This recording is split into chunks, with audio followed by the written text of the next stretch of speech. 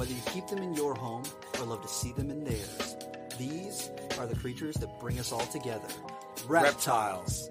We're going to be delving into the experiences of reptile lovers from around the block and around the world.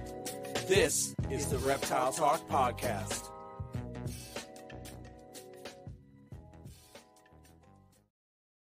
Boom. What's going on, everybody? This is Jeremy Turchin from Brassman Reptiles. And I'm Robin. I'm creeping it real. Hey, and we're dancing in the Spidey chair today. I love this chair. It's very springy. Yeah, man. It actually is. I have sat in that chair. It is actually incredibly comfortable. I love it. And I didn't think it would be, but it is. Why are you hating on the spider chair, bro? I wasn't hating. I just didn't know. I just did. That's it. But now I know. You're uneducated. You've been educated. I have been educated. Bam. Well, first things first, welcome everybody. We've already got some folks in the chat, so thank you to everybody that is already here. So this is rescheduled from yesterday with Matt. Super exciting. A couple quick business things to take care of. If you follow us on Instagram, then you already saw, for some reason, episode 129 did not get published. So I don't know what happened there, but it's fixed. So if you are an audio only listener, of course, thank you for listening. And you can check out episode 129 with our buddy Matt Bowers. It's available all the places now. And something else super exciting. All of our podcast episodes now are available here on the Reptile Talk Podcast YouTube. So if you want to see videos from a whole bunch of stuff, you still have to go to the Brassman Reptiles podcast playlist if you want to see the videos. But if you prefer to listen to things on YouTube, you can now listen to all 131 after all of this this day's chaos ensues right here on the podcast channel. Which is super awesome. I'm happy that we were able to get it all condensed. So now, literally, wherever you would like to listen to a podcast, you can find us. So that is super exciting. What up to everybody in the chat? I'm highlighting this because I'm depressed about it. Lenny was on Ball Python Egg Watch for me. And I've been waiting for this pastel DG het clown to lay eggs. Like 1,800 gram female. She laid 3 giant eggs. I will take 3 fertile eggs versus not, but damn. Wasn't that snake a twin? Was she a twin or no? No, she was not a twin. Okay, because I thought that clutch had twins in it. No. Oh. I don't They're think huge so. eggs. It could be twins. It could be twins. I remember palpating that girl and specifically feeling like 7 follicles. So to only get 3 giant eggs. You feeling things. Bro, that male put in work. When I tell you that was probably like the most active male of the season, and all he had was one female to go to. So to know he did all of that and we only got 3 eggs is a little depressing. So odds gods, please hear me. I just need 1 DG clown. That's it. Then my ball python world is complete. But is it though? I guess as complete as it can be until the next Netflix episode comes out, and then I cry a little bit. Yeah.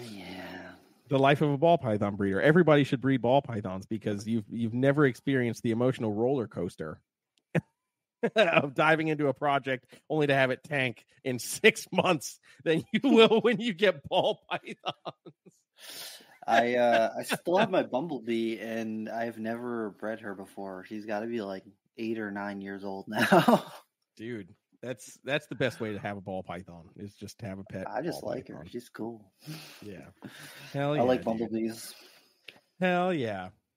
And tonight's episode is brought to you by Black Box Cages. Hey. Make sure you check them out if you're looking for a cage or a rack. Quickest turnaround time in the game.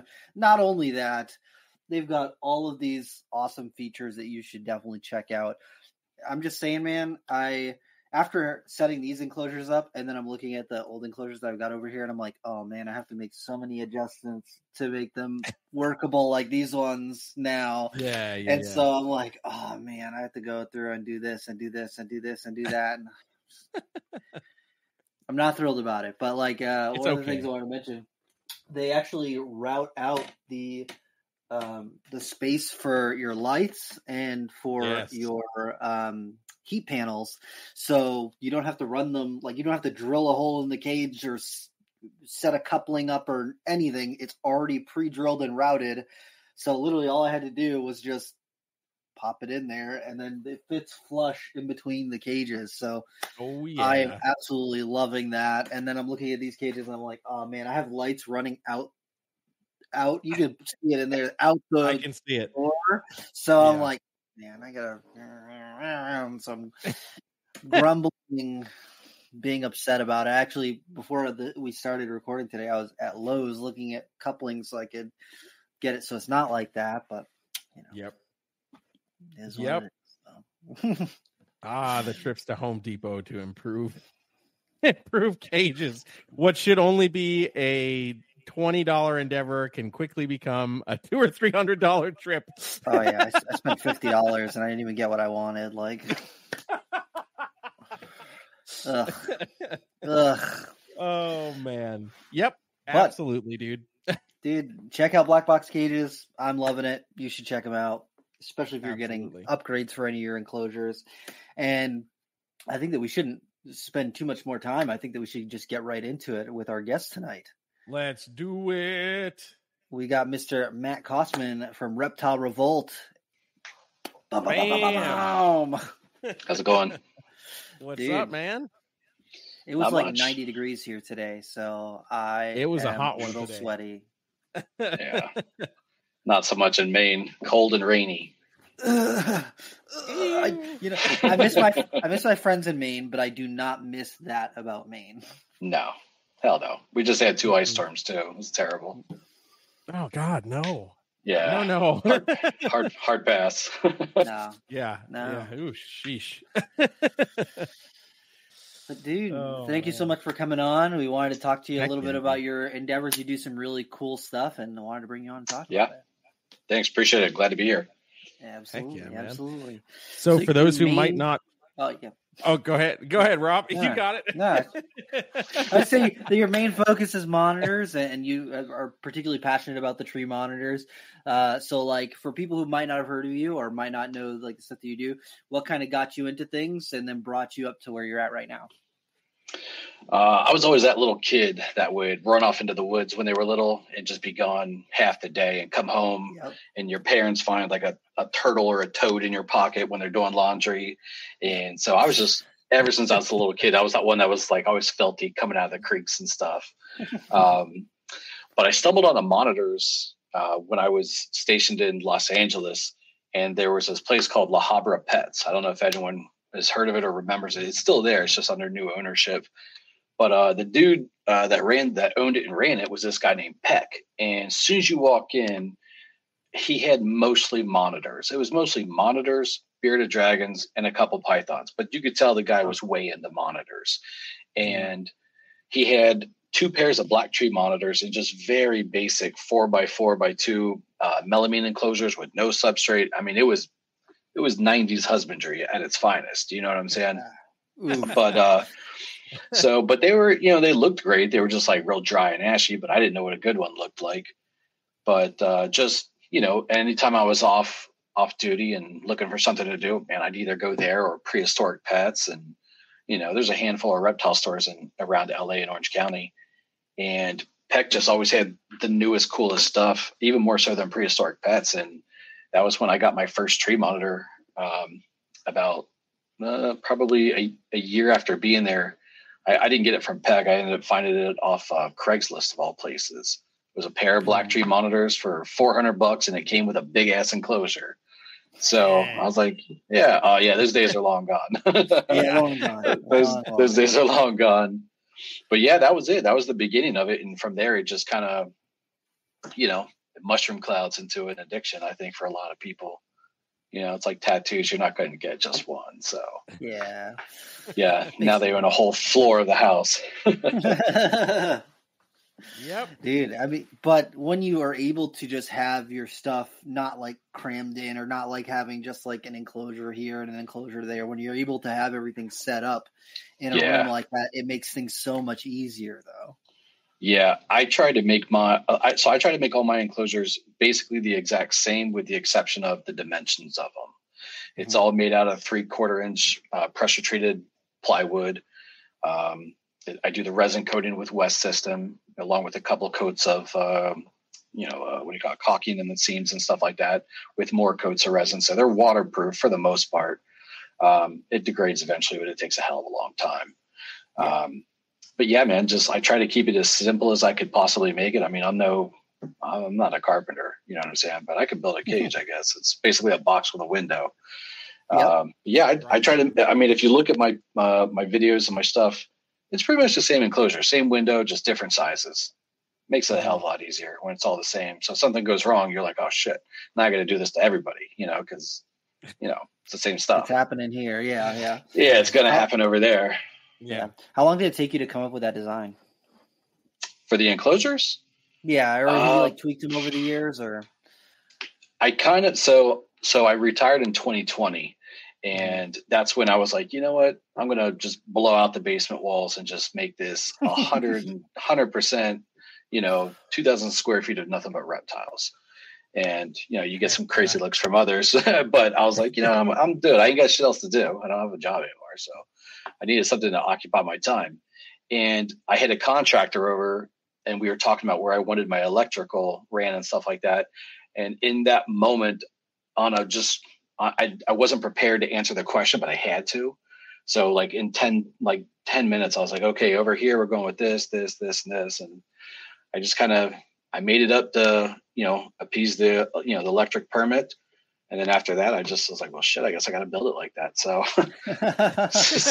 so that was pretty much it. I mean, I wish there was like some in-depth process of like creativity, but no, man, I was under the gun with the contractors and permits, and I was like, okay, this will work. So, okay. Yeah. Yeah. Did you tell the contractors what it was for, or were you just like, I need outlets here? No, they wouldn't have understood, because I didn't have anything at that moment. I had just transferred up here for retirement. So I didn't have like, I've had to rebuild my collection a few times when I take different assignments and stuff. And this was one of those times where I couldn't take everything. So I had to sell it all off and rebuild it again. But no, man, I couldn't tell them until it was all said and done, because they were all like, well, by code, we have to put them down by the ground. I'm like, yeah, I know, but I really want some receptacles up top, 18 inches from the ceiling. It's, 72-inch intervals. And they're like, okay, that's just going to cost you twice as much. I'm like, I know. Yeah. there's a reason, it's like, so I was like, it's a permanent thing, so yeah, I can build it to what I want, because I don't ever have to tear it down if I don't want. Exactly. Yeah, exactly. I saw a few months ago, there was a TikTok or Instagram video where somebody was going through a house that was for sale, and they're like, there's an outlet box here, there's an outlet box here, there's an outlet box here. Like, what the hell was in this room? What's going on? Yeah. It had to have been some sort of animals. It had to have been, or it was plants, a hobbyist. but like, yeah. Right. Mm-hmm. Someone that was passionate about their shit, and they were like, I got to have it. Exactly. Absolutely. Yeah. Exactly. It's not cheap. We all know it's not cheap to maintain these things and build and buy these enclosures and stuff, but I compare it to anything else that you're obsessed with. Like, look at stamp collectors or coin collectors or any other hobbyist that's really, into their thing, model trains, whatever it is. Like, if that's what you love and that's what makes you happy, you find a way, Yeah, true. It's amazing how much you find a way. Because you're not going to go without them. I just tell myself it's better than doing drugs. I'm not spending my money on drugs. I'm just... Yeah, it's a little more expensive, but maybe. I mean, it depends on how hard you go. Yeah, has anyone done a cost-benefit analysis? That's all I don't know. Saying. Yeah, I think I'll still stay on this side of that. Oh God.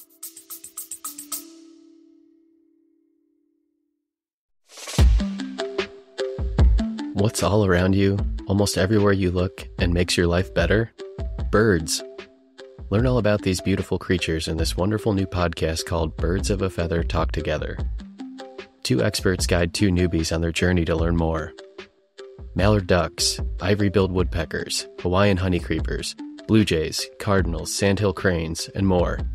Each week we discuss a different bird and walk away with a better understanding of the birds all around us. Oh, and we have a ton of fun doing it. Listen now. You're going to like learning about these birds. I guarantee it.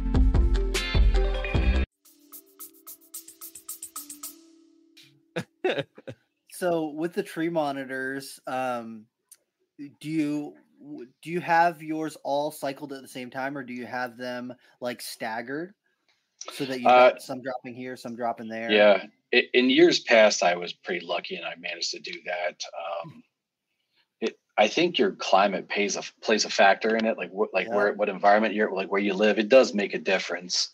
If you live in a really dry spot, heavy misting in the morning, stuff like that could help stimulate, the right cycle form and stuff like that. But up here in Maine, I'll get snowstorms and rain. I mean, you lived up here, Rob, it is like, you'll get rain systems and snow systems and, you'll see them copulated and stuff like that, but that doesn't necessarily mean like they're cycling, you know what I mean? Yeah. So it's kind of a little, false narrative going on there. You think something's, and your timing's way off because of it if you try and play it off that. But not right now. I don't. So right now I don't have that many pairs of tree monitors. I've got 2 Cordensis pairs, 2 green tree pairs, 2 black tree pairs, and a pair of yellow trees. And that's all I've got right now. Okay. And, some of those are sub-adults and not up to speed yet. And the adults, so I sent my black trees off to someone, and they basically lived on a sunny Florida farm for a year. But when they came back, they were like super obese. And when tree monitors are overweight, they're just not going to breed at all. Yeah. The food intake is the thing that, stimulates a cycle, going through like a bit of a fasting period, slim them down mostly on insects and stuff like that for, several months if it takes it, get them lean. And then you plow them through a little bit of food there, pinkies, rodents, quail, whatever, just calorie dense prey items in a short amount of time. And along with misting in the morning, that's how I do it. And you tend to get a good cycle if she's in good shape. But it doesn't take much to get them fat, like I don't know about their metabolism rates, and stuff like that, but tree monitors are supposed to be slender and lean and agile through the trees. So, and you pump them full of too many rodents and quail, they blimp up so fast, and they look great because they look like they're nice and stocky and, but they're just not meant to carry that much weight on them. So I think it's like a killer for them with breeding. So some of mine are a little obese right now from being elsewhere, and I'm slimming them down right now, but they'll get there.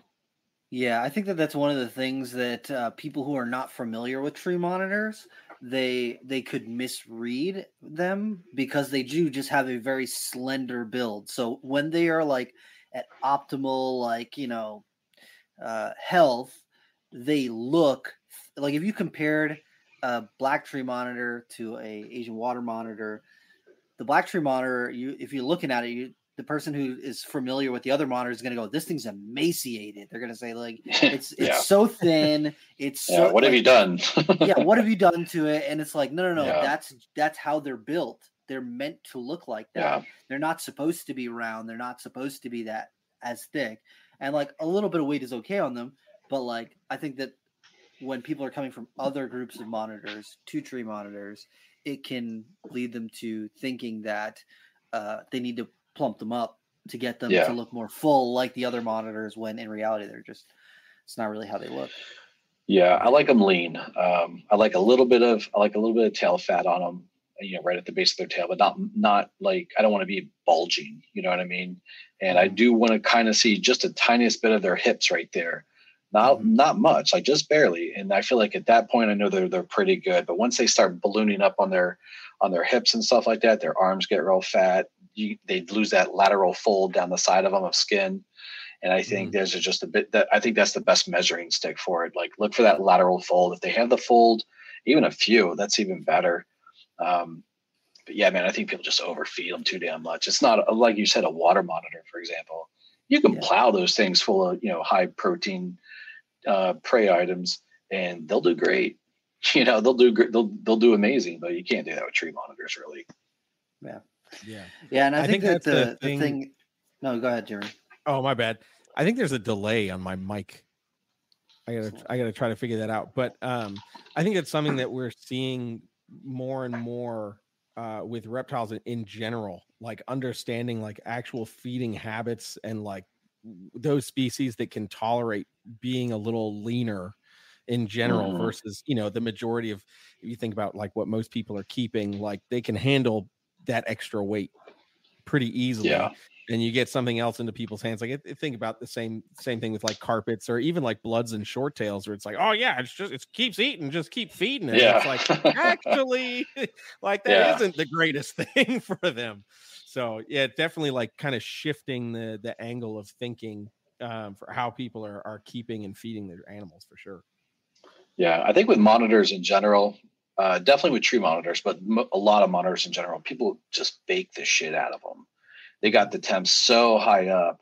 That old adage of keep them hot, feed them a lot. Yeah, it applies, but you know, you don't want these things to live inside of a sauna. You know, you want them to be able to thermoregulate and bask and get up to temp and then get the hell away from that heat if they'd like to.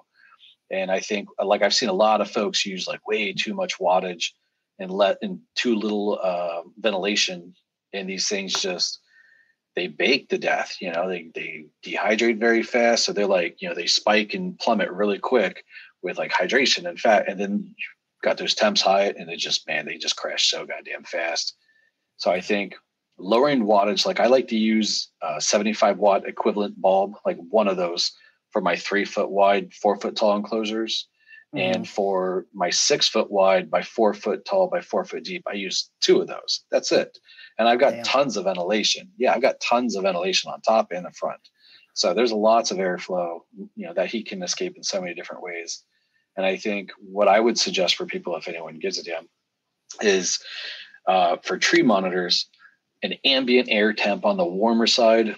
It might be in the, you know, the low 90s, but on the low side, super low 80s. Even the highest is like, it's like 70, 79 isn't even bad. If you got a cage big enough to provide that kind of a gradient, that's the best. I mean, you'll be surprised. A lot of them will stay up at that high end, you know, but that's when you're checking them out. That's when they're most active, probably. Yeah. And there's lots of parts of the day when you don't see them. It's it's because they're tucked away somewhere, you know, regulating their temps. Yeah. Yeah, I think that when I had tree monitors, that's kind of what I noticed, is that like they would come out in the morning, sit out there in that heat for an hour or two, move around a whole bunch, come back, bask a little bit, move around a little bit, but they had a really good gradient throughout the enclosure of temperature that they could get to. And I did see them hanging out sometimes in that like 80 to 84 degree part of the enclosure and just chilling, just hanging out. And it's like, you know, I think that the way that people look at monitors, and I think a lot of stuff from Southeast Asia, is they just look at like Google where it's from, look at the temperature. Okay, that's where it's at. And like, 96. Yeah, all right. Yeah. Okay. Yeah. So that's you'll always be at 90s. Yeah. Yeah. I strive for like a total ambient temp of like right around mid 80s. And I think that's generally like best. And I mean, I do that with my dwarf monitors too, though. So, which I kind of go back and forth between. Like I'll like hyper focus and obsess over dwarf monitors, and then I'll move back to tree monitors, and then I'll sell all the tree monitors, and I'll go back to dwarf monitors. So I don't know. I'm like a rabid raccoon with ADHD with that. So. What would you say is your favorite of the dwarf monitors? Oh, that's easy, man. The Pygmy Mulga monitor. They're like fat little sausages, man. They're generally pretty chill. You know, they're just stubby little monitors. Like you look at it and you're just like, it's basically like a salamander. You know, they kind of have this dopey look to them. You know, they're cute as hell. They're very prolific, you know. I don't know. I think they're, of all the dwarf monitors, hands down, that's the best. I heard they're not very shy either. Oh God, no, not mine. I mean, I've hatched a couple of clutches here and there, and I've got a trio right now, and no, man, they're not shy at all. Not at all. I mean, everything tucks away for a little bit, but no, they're not. They're not like a Timor or something like that, or a peacock monitor that just is always going to be out of sight. Yeah. Yeah. And I think that with the tree monitors, as they're becoming more and more commonly bred in captivity, we're finding that the F1s and getting into maybe even F2 stuff, they're much more like outgoing than people expected, because like my tree monitors. Oh, for sure. And for sure, man. I can get them to come for food, but other than that, they're not really interested in hanging out. And I've seen a lot of people who've got the Prasinus and the captive bred Prasinus, and those things are like, it's night and day. They see you and they want to come check you out. Yeah, Brian at Sundown, he's got his founding stock, I believe, came from Brandon at Canadian Cold Blood, which were already multiple generations captive bred. So what Brian had, I assume, we'll just say it was F1, and he produced babies from that, which were F2. I have some of his yellow trees that are breeding for me right now. So I'm assuming they're making at least F2, F3 babies by this point. And my yellow tree pair from him is just hands down spectacular. I mean, just super inquisitive, not flighty, just very, very curious. I can't walk in by their enclosures, which is 6 feet. It's a lot of window space for them to really look. And if I walk by, they're always like, "Oh shit, what's he got? Is he got the tongs or whatever? Is he gonna feed us?" Like, they're just very smart. They're very, I don't know. They're seemingly social. Want to interact. And even if I open it up, I don't handle any of my monitors, period, other than like maintenance or vet visits and stuff like that. But when I open it up, those yellows, as chill as they are, they just springboard right to you and want to walk around on you. And they know you have nothing. So they're very, very cool. Yeah. I think it'll be interesting to see like how much of an improvement we see overall, as I think most tree monitors in captive collections here are going to be mostly captive bred here in the next 10 years or so. And I think we're going to see a whole nother, level of interest take off on them, because they don't require a ton of space. It's not a huge footprint if you're creative with how you use it. Right. The diet is no different than most other monitors. And I just think that they're the array of colors that you can choose from is just astonishing. So there's something for everybody's interest level. Yeah. I think that the blue tree monitors get all the attention when in reality the other ones are just as cool. It's like, okay, it's blue, but like, honestly, my favorite are the black tree monitors. And I agree with you. How, like, I don't know, they're just so cool. It looks like a shadow moving through the enclosure. It's just like, it's cool. Yeah, that was my first pair, and that'll always be my favorite pair. Definitely the black trees. Yeah. Heck yeah. And then as far as like breeding them, I've heard people say that the what is it? The Bomai or the yellows can be kind of difficult to breed. I think they're all pretty much the same, quite frankly. Yeah. Look at Parker Steen. I think he's in Arizona. I sent him some cordensis. I'm pretty sure that's where he's at. He's got a whole host. He's got pretty much every different tree monitor you can get right now within the U.S. legally. And he's got them all producing. So I think that speaks to the fact that if you get dialed in, put any species in front of you and it's going to do what it does, And Parker seems to have that message loud and clear, and he's rocking them out really well. I think they're beautiful. They're the neatest little things. They are just the neatest little things.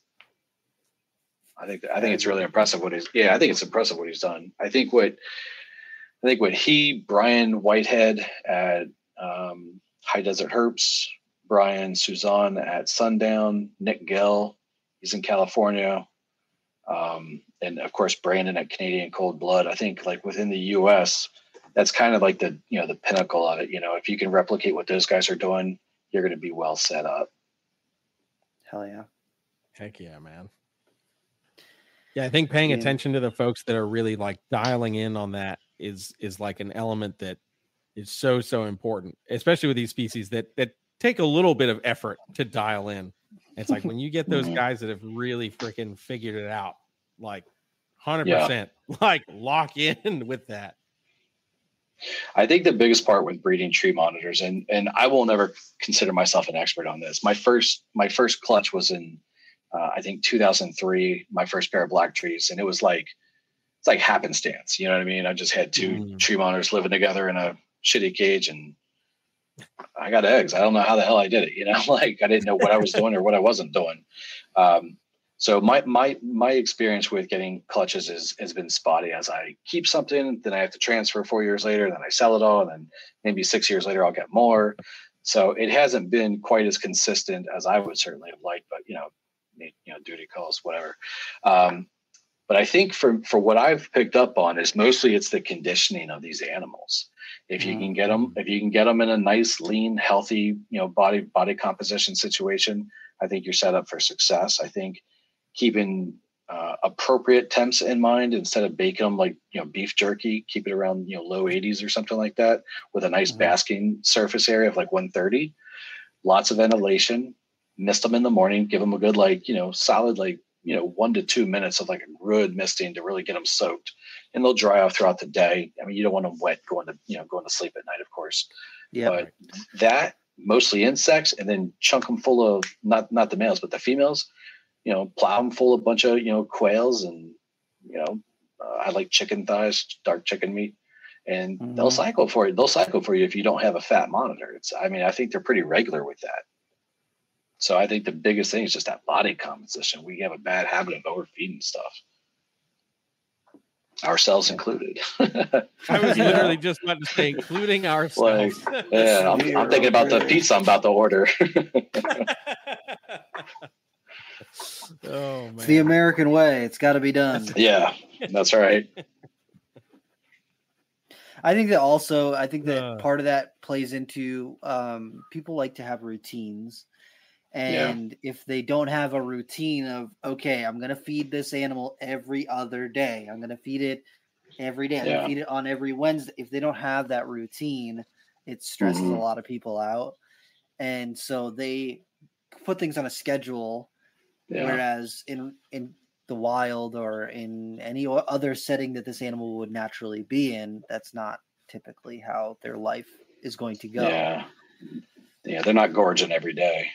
Yeah, exactly. You got to figure that they have moments where they're able to eat a lot, and then they probably go through big periods where they are not able to eat a lot. And I think that we don't want to do everything 100% as nature, because we're not going to throw a bird in the enclosure with our we're not going to throw a predator in there. We're not going to expose them to stress of a predator or this or that or everything.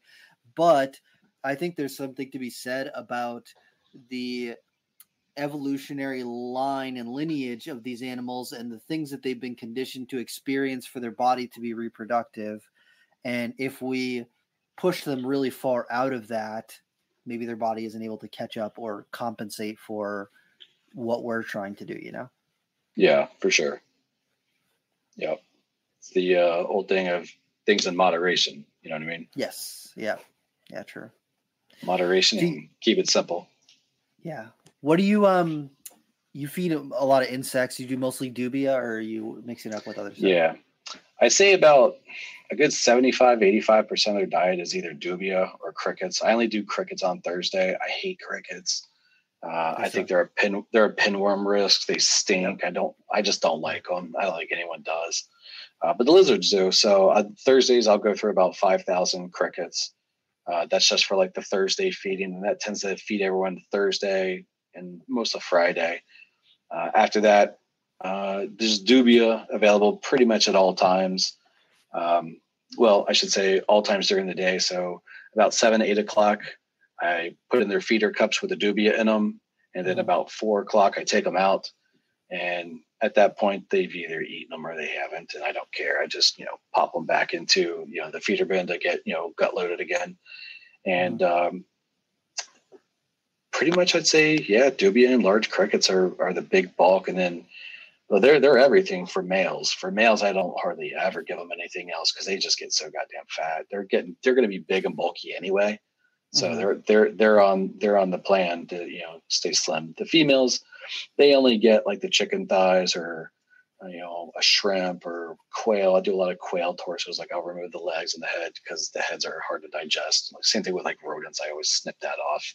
They don't need it. There's plenty of calcium in the other bones. But yeah, and that's just made literally just a cycle, try to get a cycle out of my monitor. And that's the same approach I take with every monitor that I've had and kept and bred. Just keep them slim on bugs and then bang them full of something, high fat, high protein, calorie dense. Hope nature takes over and does what it's supposed to do, and they cycle. Yeah, it seems to be a pretty reliable method. Yeah. Okay. Do you have an ultrasound or no?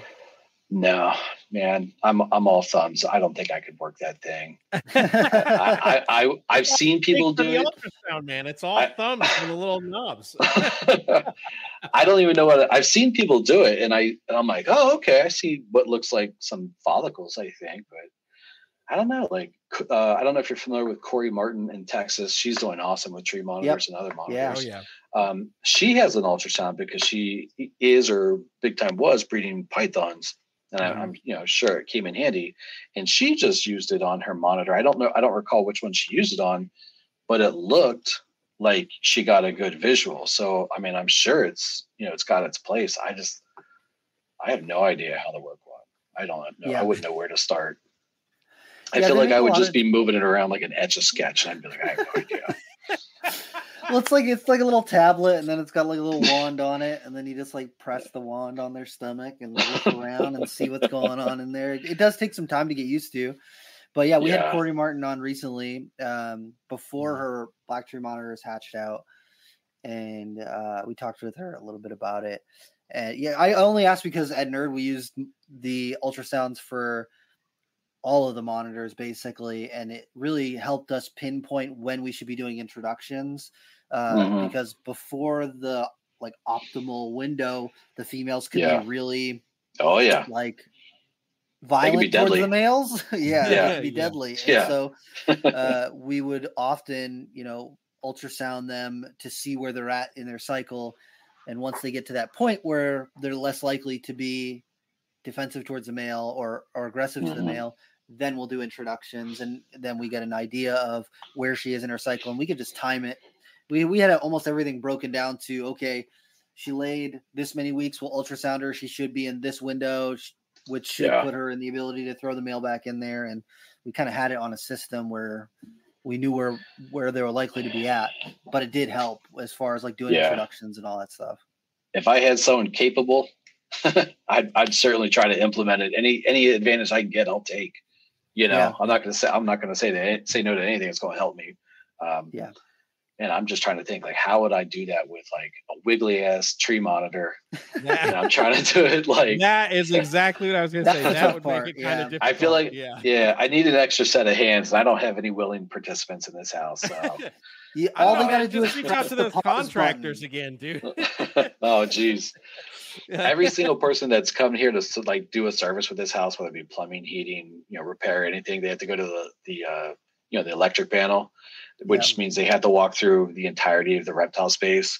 Oh boy. And the things that you hear, like I had this repairman, he came in, and I had like all these screen cages in my boiler room with grasshoppers, which is fucking creepy, man. Like you've seen Silence of the Lambs, right?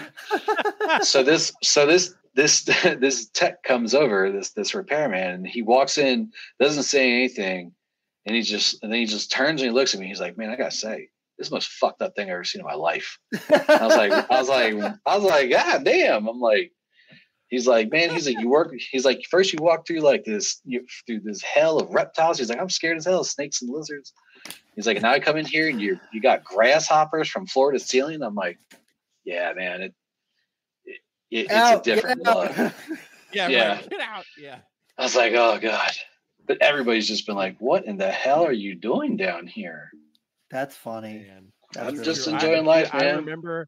I forgot what the situation was, but I remember one time at Nerd, we had some repair folks come through for something in the building, and one of the guys had like been there before, and like the other person was like his apprentice or whatever, and like he looked into like one of the retic rooms and was like, oh hell no, it just totally was done.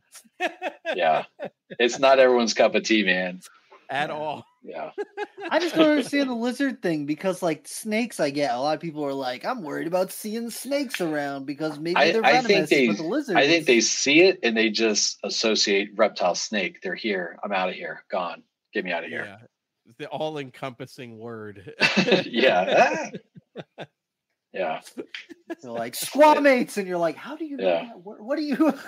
Yeah, like, oh, these are my people, I guess. Yeah. Oh man. Oh man. Basically.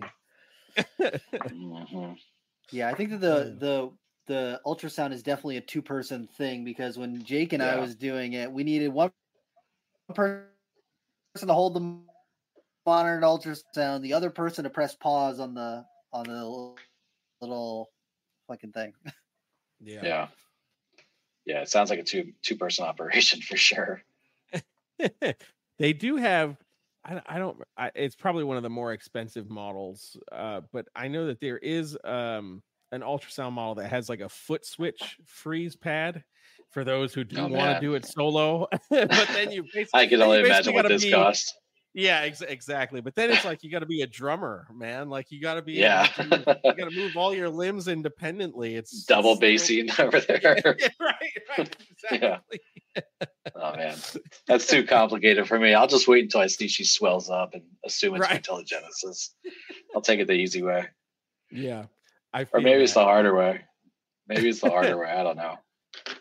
I will say, like for my personal collection, like I primarily just work with snakes, but I was very much the palpator, like just go through and just run through your girls and whatever.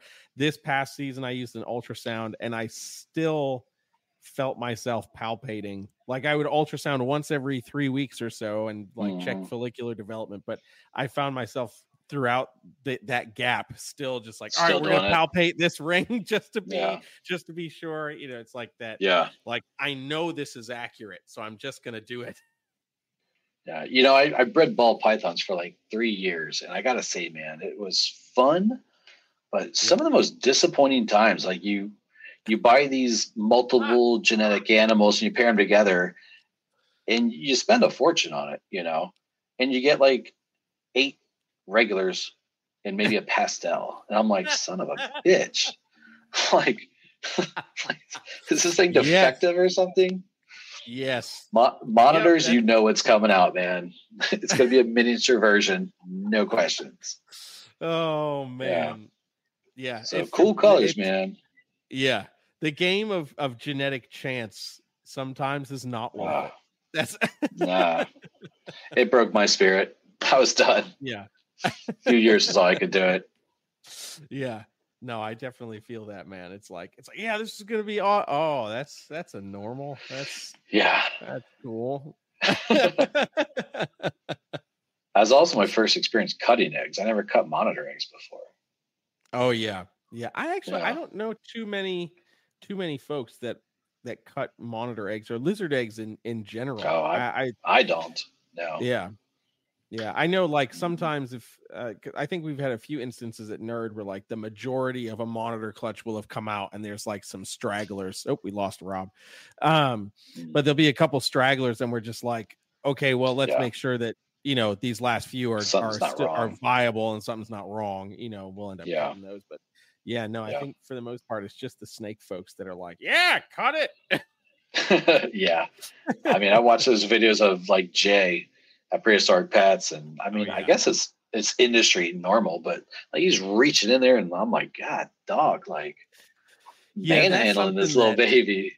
Yeah, that's something it's aggressive. I can't totally get behind that. And like I've bred retics and like I've cut retic eggs, but I don't ever recall having the desire to like hook my pinky in there and pull it out. Something out like hard pass. Like, yeah, I don't get it. But it's interesting. But I don't get it. Yeah, I'm just like, hey man, like just be excited that you get to peak a little early. You don't have to rip the thing out. But welcome back, Rob. Greetings. My Wi-Fi just like crapped the bed. Oh, you're good, man. You're good. So Matt, I gotta ask, just because I've been looking a lot at like enclosure builds and stuff, and I've been paying attention to a lot of like the DIY groups. Is there an enclosure design that has been like your favorite of all of the concepts that you've created? It depends on the species, but so for the one that I happenstance landed on, I think is my favorite design for tree monitors. I think it's so simple and effective. And I mean, I don't know, it just seems bulletproof to me. So you can buy every single piece of it at a big box hardware store like Lowe's or Home Depot. The only thing you have to order is the window, which I get a lot of messages about those. They're called in-swing casement windows. So you just crank the handle and it just opens like a door, and it really seals the environment up nicely. So you don't have, like on sliders, you got like that little gap where crickets and stuff can get out. So you do away with all that. Yeah. I think using that window is probably the number one design thing that I've stumbled on that I think is just the best thing ever. Mm-hmm. It's just a window, but it's a specific type of window that you just don't see very often. And they're cheap as hell. They're so cheap. I mean, people think these things are like $1,000. They're like $100. So it's like, why wouldn't I buy a bunch of these, And you can custom order them to like crazy sizes. I got windows that are like 15 inches tall and 30 inches wide. And the manufacturer's like, what in the hell are you doing? I'm like, trust me. No, those are the right dimensions. Come on by, I'll show you around. Yeah, right. Yeah, but I think that's probably the biggest thing I like. Heck yeah. I really like the enclosures that are being used in the EU. They're like these steel frame, and I assume it's like PVC panels in them and big sliders. I think they look really, really sharp. And in general, I really like it. And they do them like floor to ceiling too. I think those are really impressive, but they're not readily available here.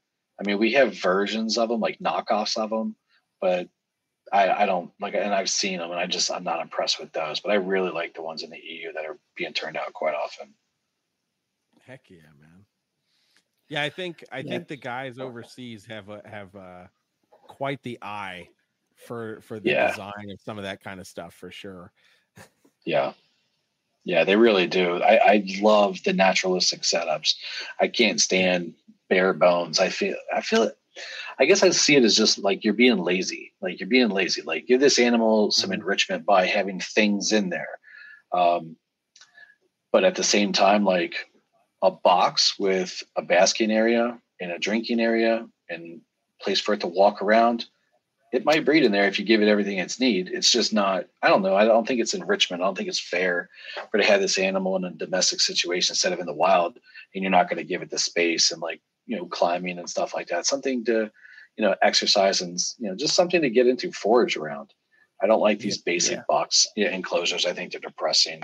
So I think the folks in the EU, like Rom Pogo, he's one, very naturalistic with like soil and plants, and they're beautiful. I mean, it's an actual, like it's an actual environment for this thing, and it looks just so impressive. And I think the results speak for themselves too. Those guys are cranking out babies left and right with different species. And the one thing I look at in there is like, you're not baking the hell out of them. You're not overcooking them with too much heat. Because if you were, these plants wouldn't be alive. So I think that they stumbled on that a long time ago, and they've just been perfecting it for so many more years, than us. I think we've been real slow to catch on with that. Yeah. Yeah, I think they get a bit of a leg up on. Yeah, I think they get a leg up on a bunch of stuff. Like Rob and I'll like send pictures back and forth sometimes of like crazy corn snakes that are over in the UK, and I'm like, how are they beating us at our own snakes? Like what? You guys have been dedicated to a lot of things a lot better than most of us. Yeah. Rattlesnakes, man. They breed rattlesnakes like it's nobody's business. Really? I didn't know that. Yeah. There's a huge draw for rattlesnakes in Europe and basically just around the world, but especially in Europe. They're really unique. If rattlesnakes were not from the United States, they would be the hottest thing. Like everyone would want one. Yeah. They are neat as hell. I mean, makes a sound like that. Like, yeah, it's rattling. Yeah, that's awesome. Mm-hmm. I can see it. I'm just a little surprised that it's not like overly regulated over there and basically outlawed. They have really stringent wildlife laws over there. I guess that's what I think you get them. Yeah. Yeah. Where you're at, pay enough, buy a permit, whatever. I had no idea. That's pretty interesting. Yeah.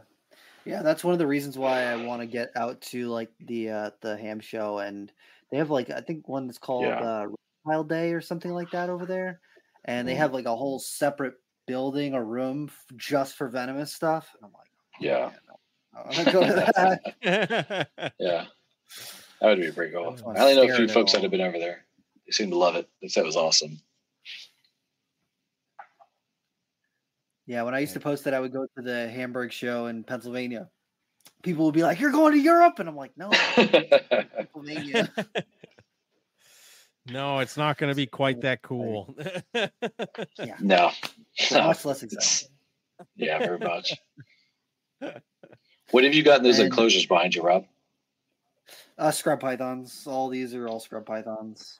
Well, technically, there's only one in here, and then those ones are empty. But these scrub pythons are going in these enclosures, and then one of the males down there is going to be keeping that enclosure, and I've got a southern female that I'm going to upgrade into this enclosure from like right now she's in like a 1824 Exoterra, and so up into a 422 should be a good little upgrade for her. She's nice. This round, so she's not huge. Yeah, right. So, no, that's cool. I just got these set up in the last week or two. I still haven't even like put any branches or anything in most of them, and I got so much stuff that I got to do to move things over. And blah blah blah. There's always something needing to be done. Yeah. So I work in pest control, so like summertime is when we're the most busy. So I just got home a little while before we started recording, and that's usually how it is during the week. And then the weekend, I'm like, I want to go herping and do some stuff, and then it's just. You guys aren't in New Hampshire anymore, are you? No, we're in North Carolina. Oh, hell yeah. Nice move. Smart move.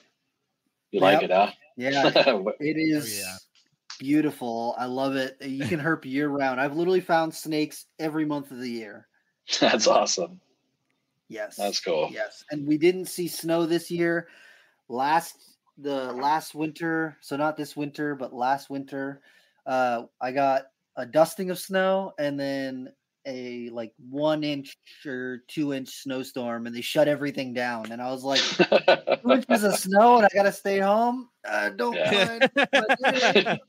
Right. Meanwhile, you just go outside with a leaf blower and blow all the snow away. Right. Good to go.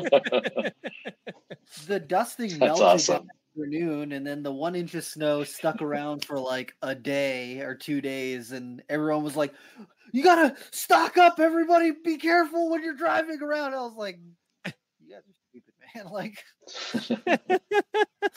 they just aren't used to it, is what it is." Yeah, right. Yeah. You can tell all the folks that have moved there from the Northeast. Snow. What? I was gonna say you can tell down here. You can tell all the folks from the Northeast because we're all the ones that are still on the roads when it snows. Yep. Yeah, but the people down here like romanticize snow. They're like, "Oh, I just wish that it would snow really good." And I'm like, "Don't you wish that bad juju on me?" Yeah, hard pass, man. These last winter storms were terrible up here. We lost power for days.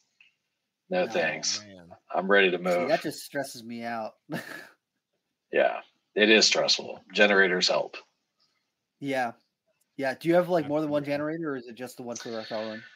I've got 2 generators that are portable, and I have a standby one being installed. But there's such a backlog on it that's not going to be until like July. But so eventually I'll have 3, one for the entire house. But I'm getting it's 26 kilowatts, so it'll do the house plus the animals, no problem. Okay, that's good. Yeah, it's too much stress. Like you just constantly filling fuel. I mean, that's the biggest hassle about living in an environment like this is just worrying about power outages if you're out of town and stuff. Right? It's too much. There's nothing you can even do about it. Like, say you're out of town and then they drop 3 feet of snow on you can't even get there to. If something did go wrong, you're just like, well, there that goes. Mm-hmm. And that has happened before too. I've only lost 1 monitor because of that, but it has happened.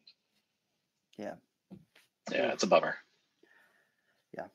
Well, not this winter, but the winter before, we had like that Arctic blast that came through for 2 weeks or something, and I lost power for like, I don't know, half a day or something. And so I'm starting to bag up all my snakes. I'm like, I gotta get, because I was watching the temperature in the room, and I'm like, okay, as soon as it hits like 75, 70, I'm gonna start bagging things up, and then I'm gonna bring them, put them in my car, or do whatever I gotta do.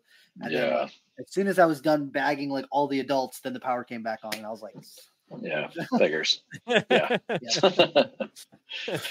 the short tails peed in the bags, and I'm like, okay, cool, great, awesome. This is gonna be great. It could have been worse. That's what I'm telling myself. It could have been worse. It definitely could have been worse, for sure. Yeah, for sure. Yeah, versus the New England Arctic blast, where it's like, oh, there's no power for 5 days, like everything's terrible. Dude, like, you weren't there the winter that we had that where Nerd lost power for 2 or 3 days? I think that was like a year or two before I got up here. Dude, it was crazy because they bought like those industrial circular, it looks like a giant fan, but it's a heater, and it like blows hot air. Yeah. And so we opened up all the doors to the rooms and set those up in the hallways, and just blew, and we had fans at all the doors that were, just trying to push the hot air into there. That was so stressful. Sheesh. It's too much. Wait, Nerd doesn't have a generator? So Kevin has a giant backup generator, but I don't know the specifics on what it can handle. Rob might know that better. That place must use a lot of electricity, is all I know. So much. Yeah. Yeah, I don't envy Kevin's electrical usage at all. No. Do, but there was some complications with going out. the hookups. Yeah. Oh, okay. It was hookup issues. It's just like your Wi-Fi, bro. Oh man. For those of you listening, Rob looks like a blurry android right now.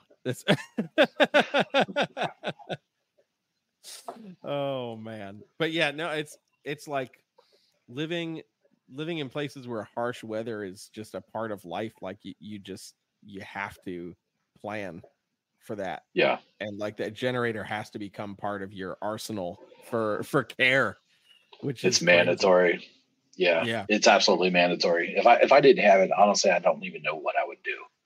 It would be that scramble of bagging everything and putting it in my truck with the heater on. Like that just sounds terrible. Yeah. Exactly.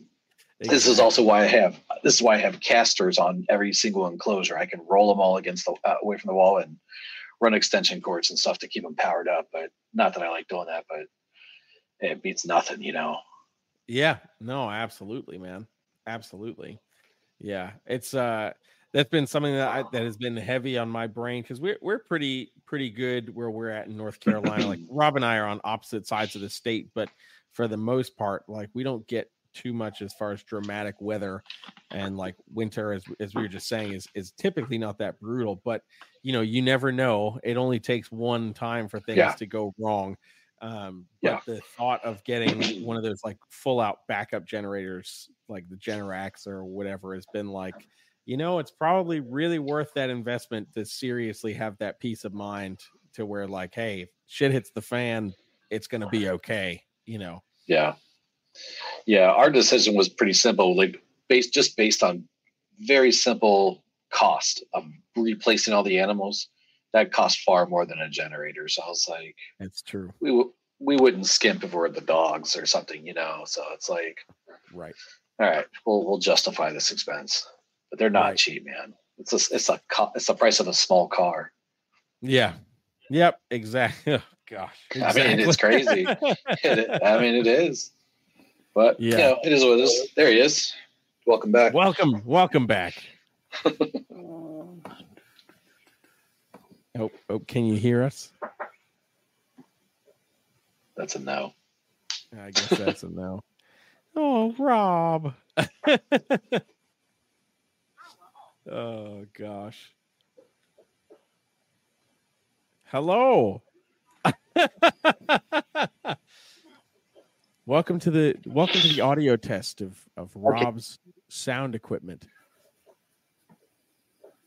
I don't know what's going on. You're on the struggle bus, man. Yeah, for real. My internet is usually not this bad. It's usually like a little shoddy sometimes, but like it's not usually this bad. It's okay. It's now you have all this interference from all these wonderful cages behind you. The router's like right there. Oh, well then I don't know, dude. Oh gosh. Hi, man.